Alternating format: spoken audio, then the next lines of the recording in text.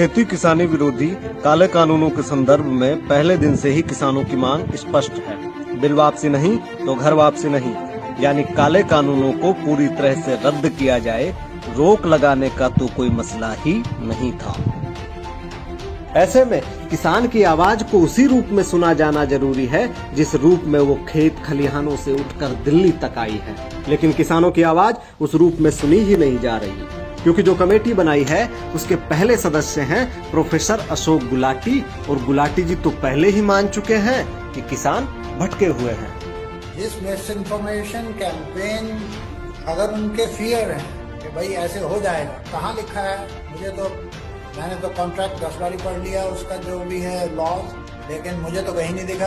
और प्रधानमंत्री कह रहे हैं ऐसा नहीं है, एग्रीकल्चर मिनिस्टर कह रहे हैं ऐसा नहीं है। आप नहीं बिलीव करना चाहते मत करिए।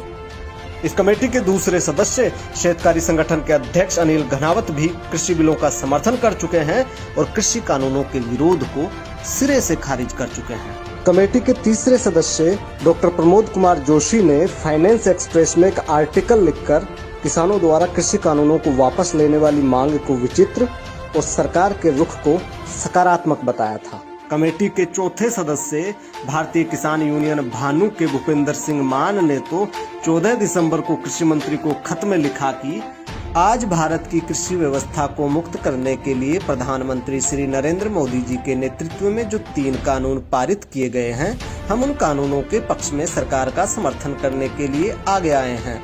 हम जानते हैं कि उत्तरी भारत के कुछ हिस्सों में एवं विशेषकर दिल्ली में जारी किसान आंदोलन में शामिल कुछ तत्व इन कृषि कानूनों के बारे में किसानों में गलतफहमियां पैदा करने की कोशिश कर रहे हैं।